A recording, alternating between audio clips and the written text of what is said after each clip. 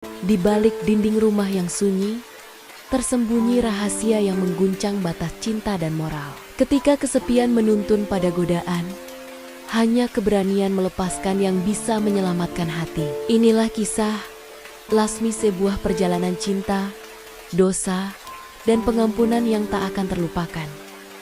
Aku masih ingat jelas, hari itu, hari di mana aku bukan lagi istri dari seorang suami, tapi menjadi janda dari pria terbaik yang pernah kumiliki. Namaku Lasmi, seorang perempuan biasa dengan masa lalu yang tak luar biasa. Aku tak punya anak kandung. Hidupku mulai bermakna saat aku menikah dengan Haryo, pria yang mengangkatku dari kesendirian, lalu membawaku masuk ke keluarganya. Waktu itu, Riko baru berumur 14 tahun, malu-malu, pendiam, dan jarang bicara. Tapi ia manis, terlalu manis untuk anak laki-laki yang baru saja kehilangan ibunya. Aku mencoba menjadi ibu baginya. Tak sempurna, tapi aku berusaha mengantarnya ke sekolah, memasak, sarapan, bahkan menunggunya pulang di depan pagar sambil membawa termos teh hangat. Pelan-pelan dia terbuka. Ia memanggilku Bu Lasmi. Lalu setelah beberapa tahun, hanya Bu, sampai akhirnya setelah Haryo pergi dalam kecelakaan, proyek yang tragis, panggilan itu berubah lagi menjadi Mama. Dari situlah semuanya berubah. 3 tahun sudah Haryo pergi. Rumah ini terasa sunyi, seperti kehilangan roh kehidupan. Tapi aku bertahan karena Riko. Ia yang membuatku bangkit setiap pagi, menggulung lengan dan membuka kios baju di pasar tradisional. Ia juga yang memegang kunci rumah, membawa pulang belanjaan dan menjemputku pulang. Saat aku kelelahan, kami tinggal berdua, tak ada orang lain. Dan perlahan-lahan, entah sejak kapan, aku merasa ada yang berbeda dari cara Riko memandangku. Pagi itu, aku baru saja menyiram tanaman di halaman belakang. Bunga melati sudah bermekaran, harum menusuk hidung. Aku berjalan masuk, hendak mengambil handuk dari jemuran. Tapi begitu melewati kamar mandi, langkahku terhenti. Pintunya setengah terbuka. Asap uap membumbung keluar dari sela pintu. Suara air deras terdengar, dan di dalamnya berdiri seorang pria muda dengan tubuh tegap memunggungiku, tak mengenakan sehelai benang pun itu. Riko, jantungku nyaris copot. Aku refleks mau berbalik, tapi sebelum sempat pergi, kepalanya menoleh matanya. Menangkap mataku, Mak. Masuk aja, ini airnya hangat banget, katanya sembari tersenyum. Seperti tak ada yang salah. Aku tercekat ingin marah, tapi lidahku keluh. Aku hanya bisa mematung. Ada sesuatu dalam suaranya. Bukan sekadar candaan anak pada ibu, tapi seperti godaan seorang pria pada wanita. Aku kabur ke dapur. Tapi malam itu, aku tak bisa tidur. Kenapa Riko bilang begitu? Kenapa dia tak merasa risih mandi dengan pintu terbuka? Dan kenapa aku tidak bisa melupakan senyumnya itu? 2 hari setelah kejadian itu, suasana di rumah tetap tenang, seolah tak ada yang terjadi. Tapi tidak di dalam pikiranku. Riko tetap menjadi Riko. Bangun pagi bantu mencuci motor, lalu duduk diam menemaniku di kios. Tapi kini, setiap dia menatapku, aku merasa matanya lebih dalam dari biasanya. Kadang ia menatapku lama, seperti sedang membaca pikiranku. Dan anehnya, aku tidak menjauh. Aku tahu betul apa yang orang akan pikirkan, bahwa aku hanya ibu tiri, bahwa tak seharusnya aku menganggap anak tiriku sebagai laki-laki. Tapi Riko bukan anak kecil lagi. Ia lelaki dewasa, dan selama 3 tahun terakhir, ia bukan hanya anak di rumah ini. Ia adalah satu-satunya laki-laki yang ada. Pernah satu malam aku mendengarnya menangis dalam tidurnya. Ia memanggil nama ayahnya. Aku masuk ke kamarnya, duduk di pinggir kasur, lalu mengelus rambutnya. Ia terbangun menatapku dan langsung memelukku erat. Ma, jangan pernah ninggalin aku ya, bisiknya. Aku mengangguk pelan, dan pelukan itu berlangsung terlalu lama untuk ukuran ibu dan anak. Hari Minggu berikutnya, aku bertanya hal yang menggelitik. Hatiku, Riko, kamu gak pengen pacaran? Ia tertawa kecil, lalu menggeleng cewek zaman sekarang. Ngerima, aku belum siap ya. Masa sampai tua gak pacaran? Nanti mama bisa cariin teman buat kamu kalau mau. Tapi saat itu, tatapan Riko berubah. Teman perempuan kayak mama gitu? Tanyanya pelan. Aku tercekat, keningku berkerut. Tapi sebelum aku sempat menanggapi, dia berdiri menguap, pura-pura mengantuk, dan masuk ke kamar. Malam itu, aku tidur dengan jantung yang berat. Aku tak tahu apakah aku terlalu rapuh atau terlalu kesepian. Tapi sejak Haryo pergi, tak ada lagi yang memelukku, menatapku seperti wanita, dan Riko dengan semua perhatian dan keberadaannya. Entah sejak kapan mulai mengisi lubang itu. Tapi bukankah ini salah? Aku adalah ibunya, walau bukan kandung. Tapi apakah status itu cukup untuk membendung rasa manusiawi? Aku tak tahu. Yang ku tahu, malam-malam di rumah ini semakin terasa hangat, tapi juga semakin membuatku takut-takut kalau aku dan dia sudah melewati batas yang tak seharusnya. Hari Sabtu sore, angin bertiup kencang dari arah jendela belakang. Aku baru saja selesai menyapu halaman dan memasukkan jemuran ke dalam. Di luar langit mendung, suara petir sesekali menggema. Riko belum pulang dari bengkel temannya. Katanya, ia hanya mau sebentar, tapi sudah hampir maghrib. Aku berdiri di depan cermin, mengecek wajah yang mulai berkerut. Aku memakai daster lama, warna biru laut. Rambutku digelung, asal-asalan. Tapi entah kenapa, sore itu aku merasa ingin terlihat lebih rapi, lebih menarik mungkin. Karena malam ini, malam Minggu, dan seperti biasa hanya aku dan dia di rumah ini. Setelah mandi, aku mengenakan daster merah muda dengan renda tipis di bagian dada, sedikit lebih pendek dari biasanya. Aku tahu ini bukan daster untuk ibu-ibu pada umumnya, tapi aku merasa ingin diperhatikan, entah oleh siapa. Baru saja aku selesai menyisir rambut, suara motor terdengar berhenti di depan rumah Riko pulang. Aku segera ke dapur pura-pura sibuk menyiapkan teh hangat. Dia masuk dengan jaket basah dan rambut berantakan. Wajahnya penuh senyum. Seperti biasa, anak muda itu membawa 2 bungkus gorengan dan 1 plastik besar berisi susu kotak. Mama belum makan kan, katanya. Aku hanya tersenyum, enggak nunggu kamu. Ia duduk di lantai ruang tengah, membuka plastik gorengan dan menyeret meja pendek ke dekat kami. Aku ikut duduk lama. Kami tak bicara, hanya diam makan bersama dalam kesunyian rumah tua itu. Tiba-tiba listrik padam deh. Mati lampu, ucapku. Keren, pas banget suasananya, ujar Riko sambil tertawa. Ia mengambil lilin dan menyalakannya. Cahaya lembut menyinari wajahnya yang mulai terlihat makin dewasa. Tak terasa bayi kecil yang dulu hanya tahu menunduk malu saat peluk, kini sudah jadi lelaki seutuhnya.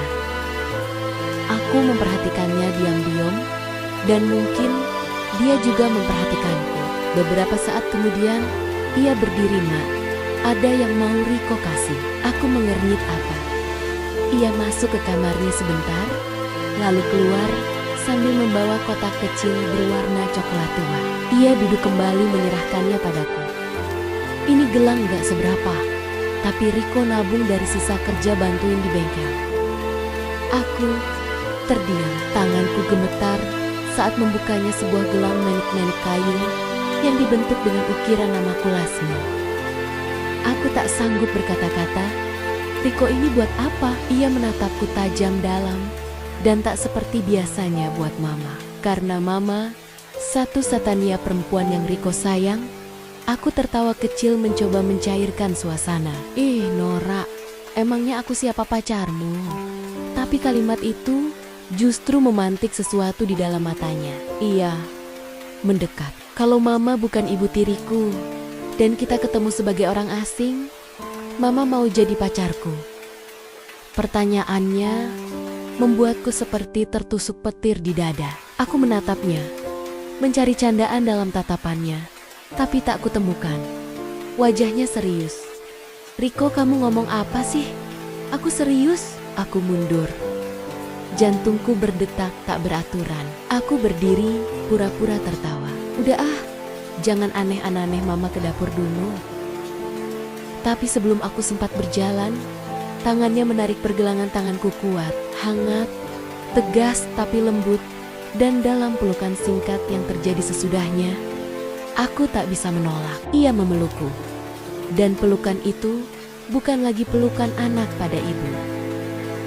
Setelah itu, aku masuk ke kamar dan mengunci pintu. Air mataku jatuh tanpa bisa kuhentikan, bukan karena marah, tapi karena takut. Aku tahu ini salah, tapi kenapa rasanya begitu nyaman. Keesokan harinya, kami tidak membicarakan apapun soal malam itu. Seperti biasa, kami pergi ke pasar bersama. Ia membawakan keranjang jualanku.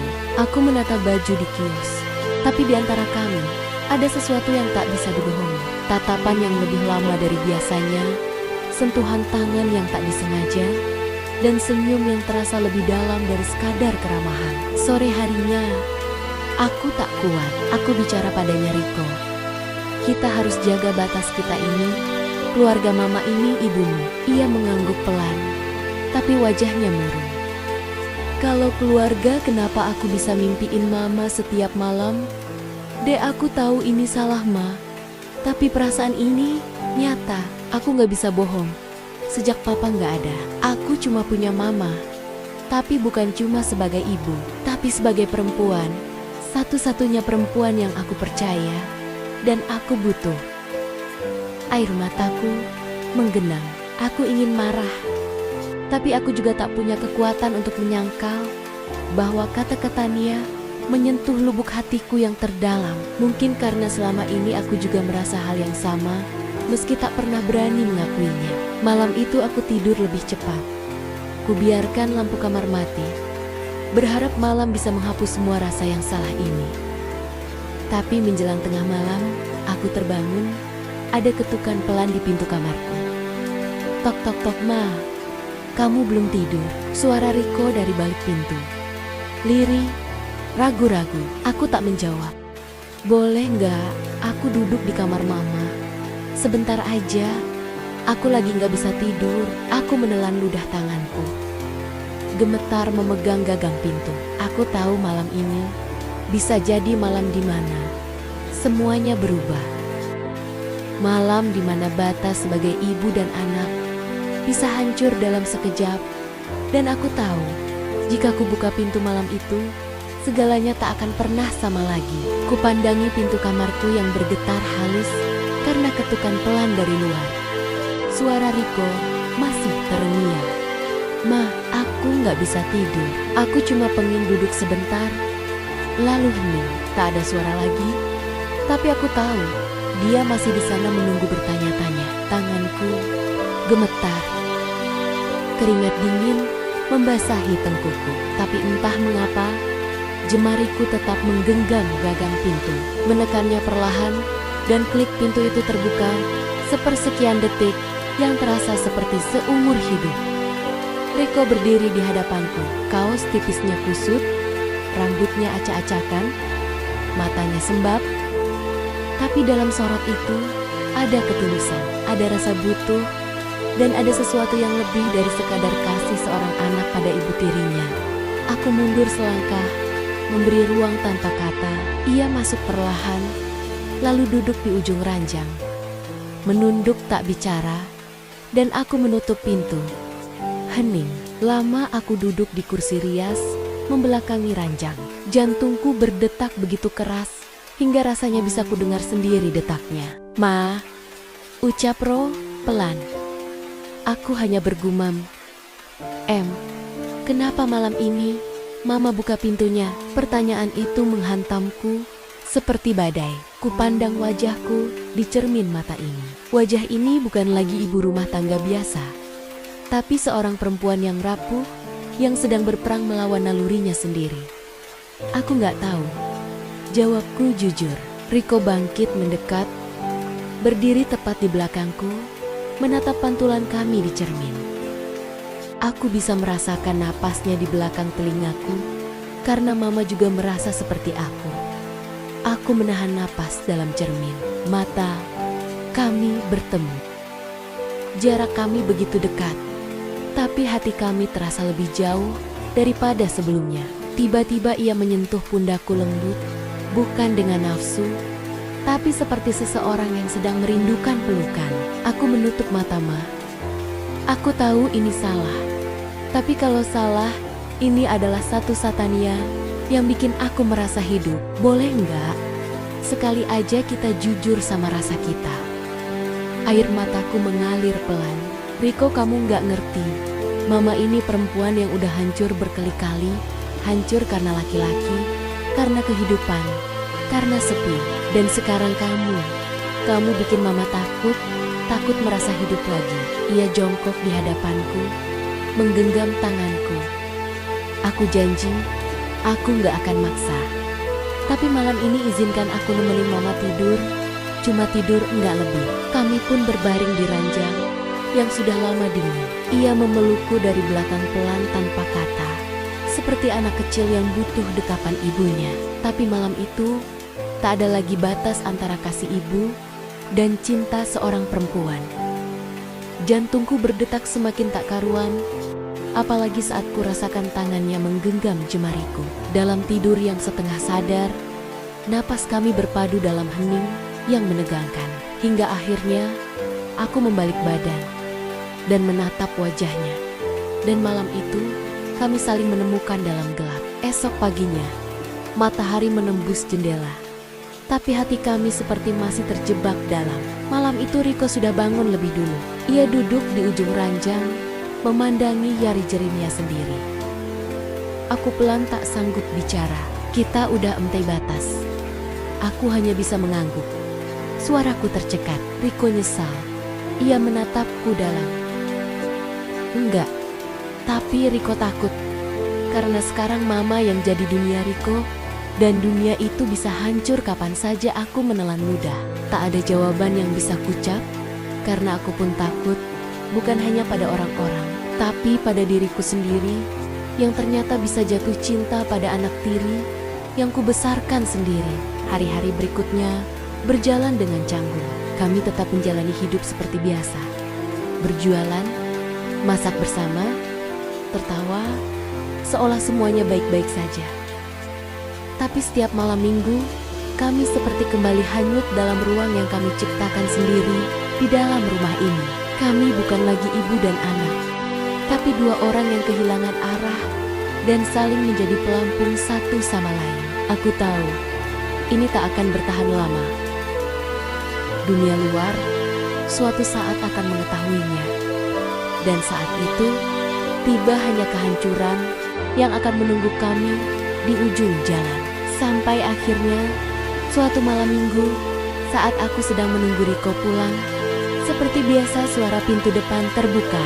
Tapi yang masuk bukan Riko, melainkan ibu kandung Riko. Aku berdiri terpaku di ambang ruang tamu. Jantungku berhenti berdetak sesaat. Perempuan itu tinggi ramping, berambut lurus, sebahu, dan memakai kemeja putih elegan yang kontras dengan sandal kulit tipisnya.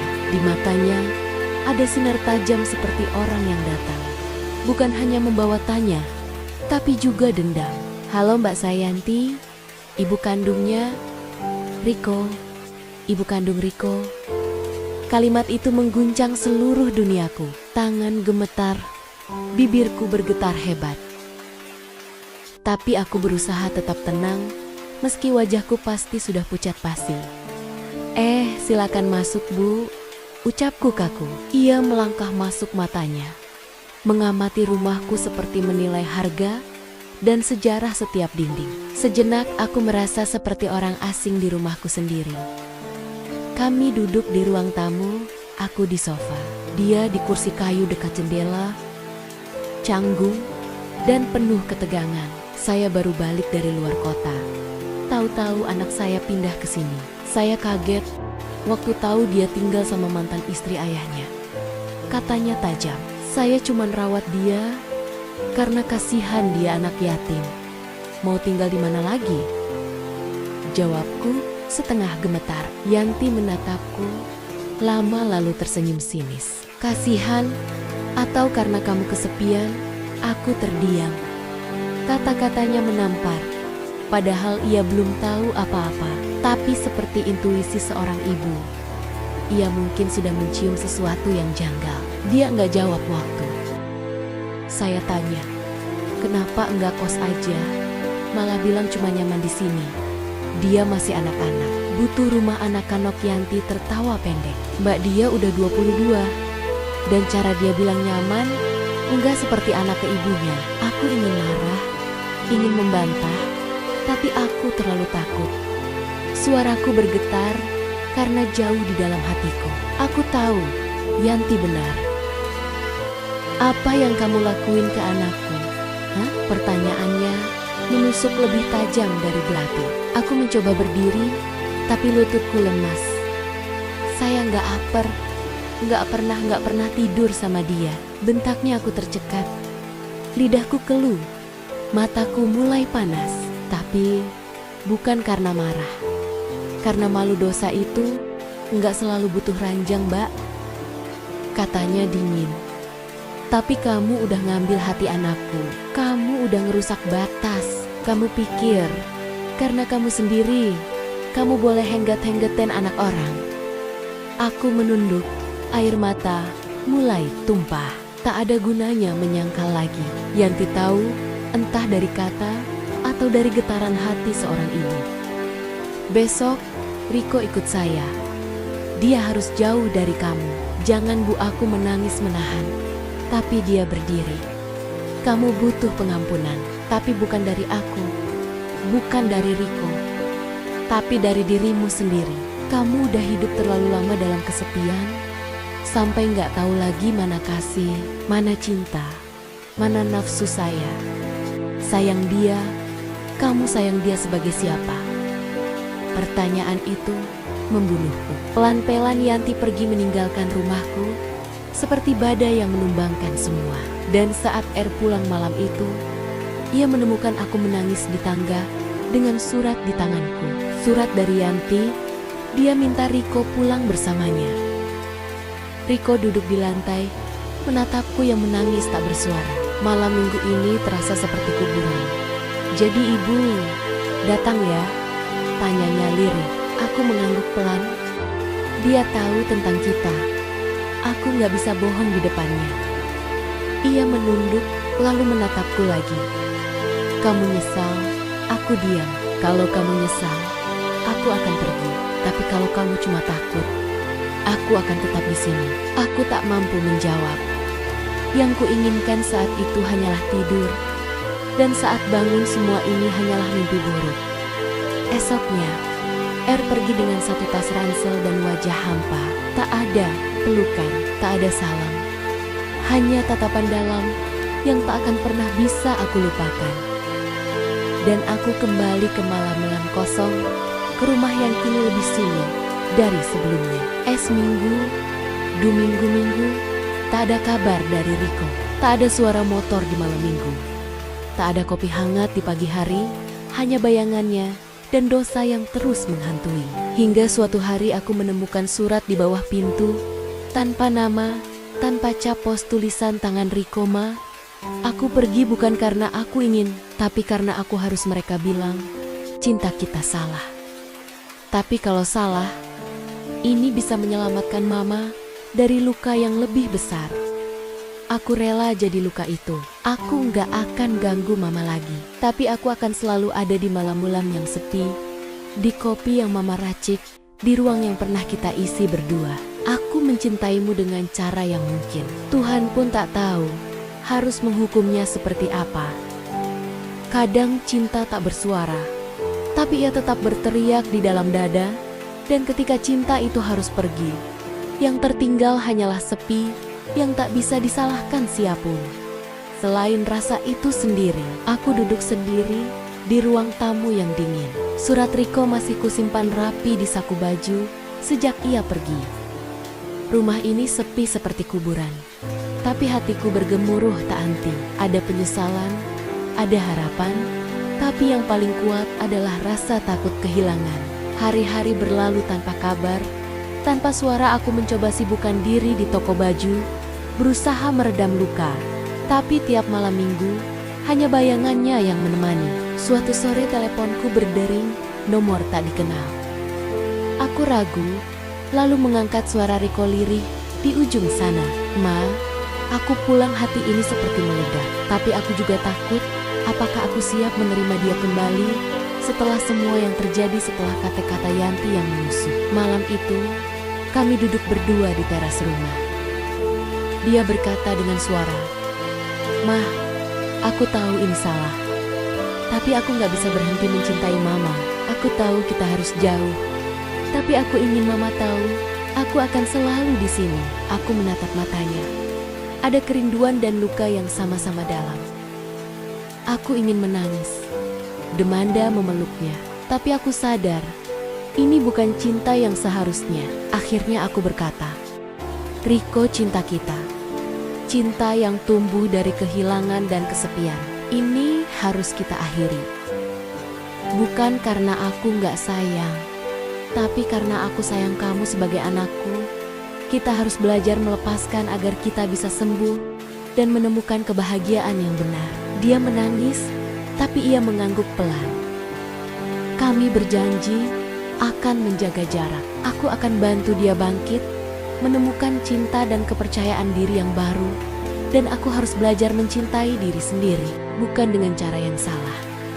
Hari-hari setelah itu berat, tapi aku mulai merasakan damai. Perlahan, rumah ini kembali hidup. Aku kembali menjalani hari dengan senyum. Meski luka itu tak pernah benar-benar hilang. Cinta bisa datang dalam banyak bentuk, tapi ketika cinta itu mulai mengaburkan batas antara benar dan salah, saat itulah kita harus berhenti sejenak, mengingat siapa diri kita sebenarnya.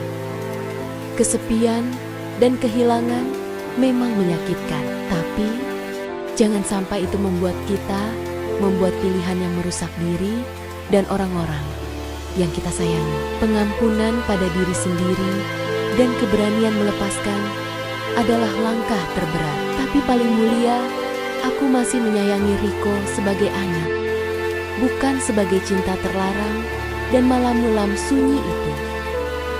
Aku belajar bahwa terkadang melepaskan adalah bentuk cinta yang paling sejati. Tam, jika kamu merasa cerita ini menyentuh hatimu, jangan lupa tulis komentarmu di bawah ya. Apa menurutmu, Lasmi sudah benar dengan pilihannya? Pernahkah kamu merasakan cinta yang membingungkan seperti ini? Jangan lupa subscribe untuk cerita drama rumah tangga lain yang penuh emosi dan kejutan. Sampai jumpa di kisah selanjutnya. Sahabat, cerita ini adalah fiksi yang mengangkat tema cinta, moral, dan batasan dalam hubungan keluarga. Semoga menginspirasi dan memberi pelajaran berharga.